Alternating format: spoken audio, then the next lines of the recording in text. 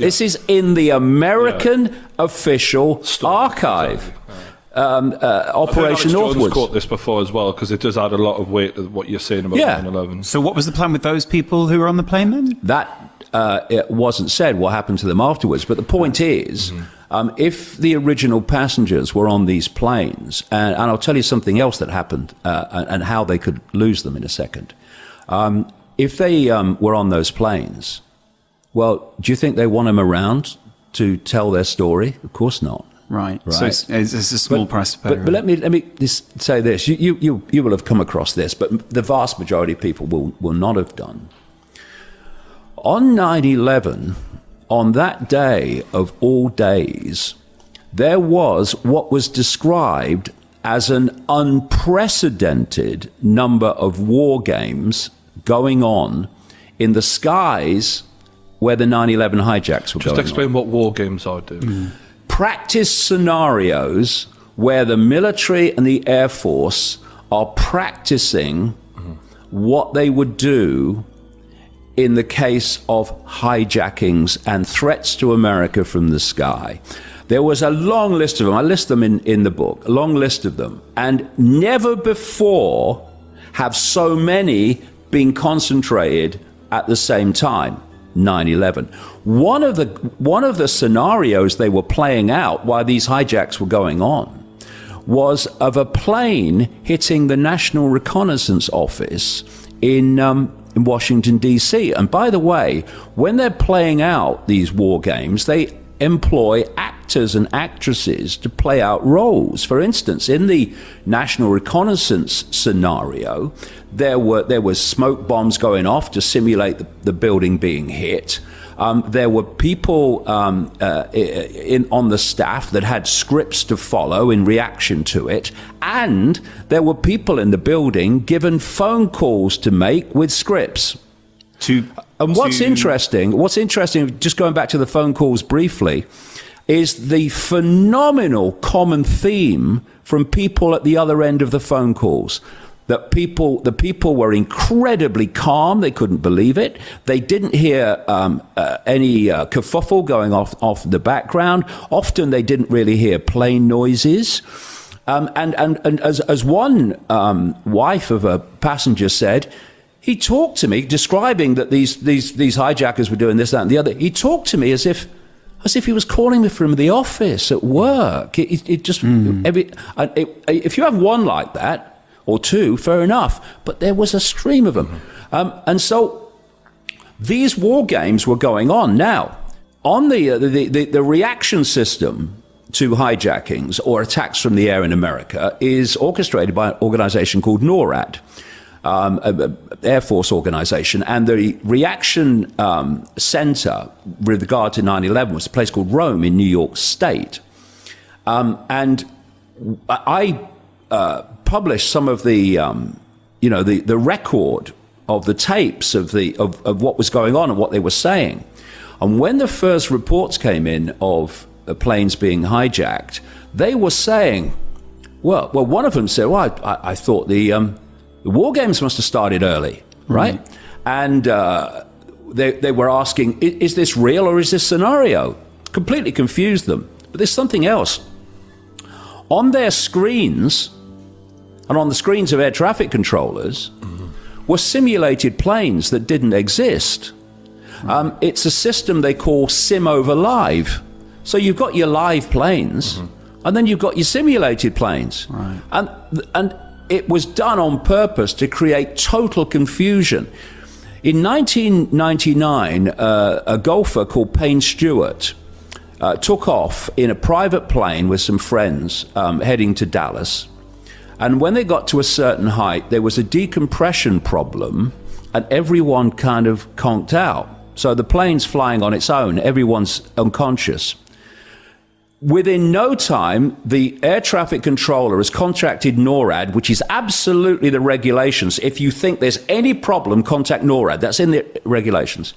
NORAD has immediately scrambled planes. They're going alongside it. Then other planes come up as it goes through. And what they're doing is they're seeing if there's any life in the plane, inside the plane, but they're also making sure that when this plane runs out of fuel, if it's going to fall on a civilian area or a built-up area, a populated area, they're going to take it out.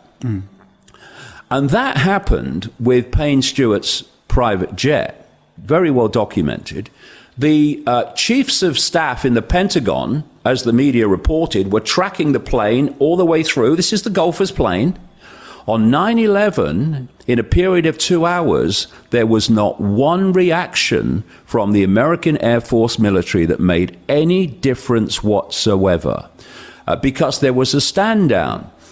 10 miles down the road from the Pentagon is the Andrews Air Force Base. This is where Air Force One comes in out. All the foreign leaders come in and out. That's immensely well defended.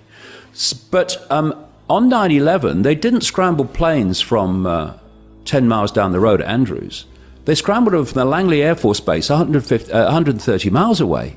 For New York, they scrambled them from Cape Cod 153 miles away. And the whole common theme was, didn't get there quite in time. In fact, when the planes were scrambled from the Langley base, supposedly for Flight 77, but it turned out to be something else, actually, the two pilots said they never told us what we were being scrambled for.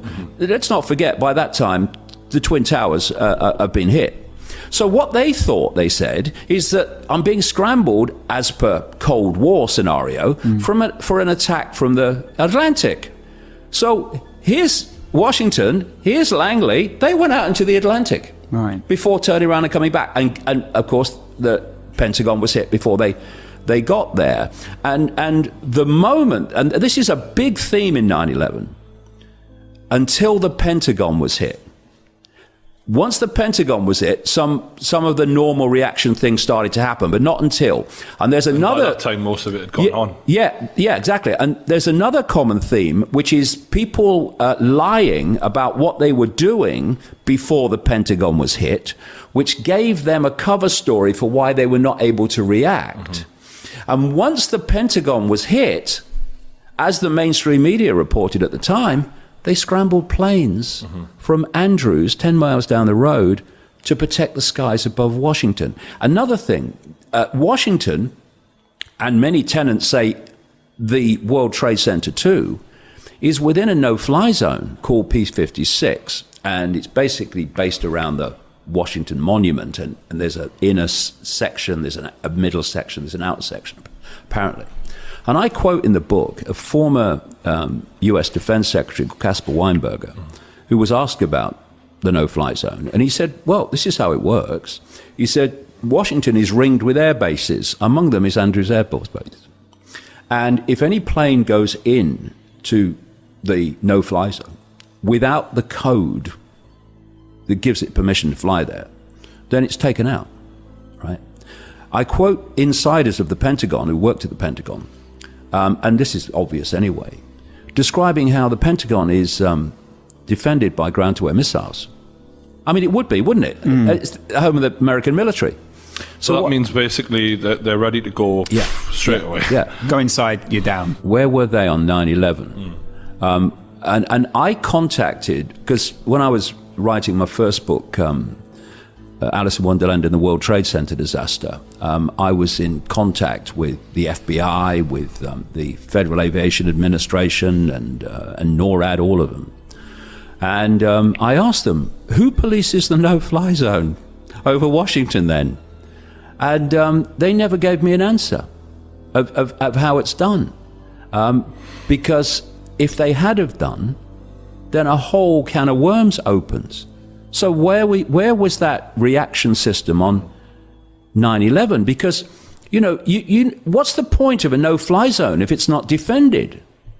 You know? And so if you are highly professional hijackers, which is what we're supposed to believe, you can go on the internet and you can find this stuff out. You can find the reaction times. Just follow the Payne Stewart story.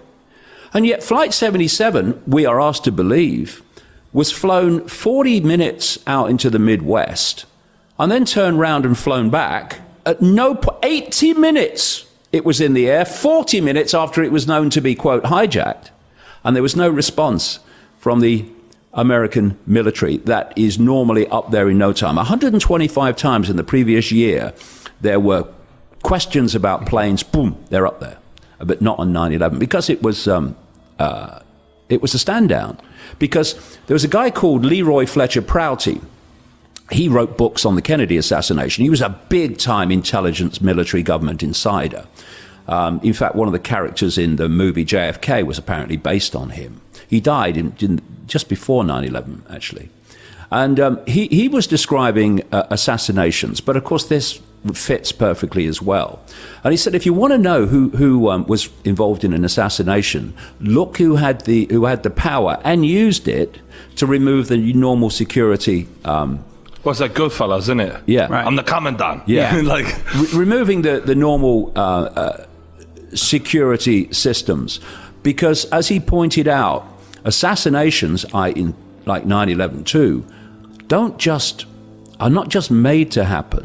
They have to be allowed to happen, because otherwise the normal security responses would stop them happening. So you have to stand them down.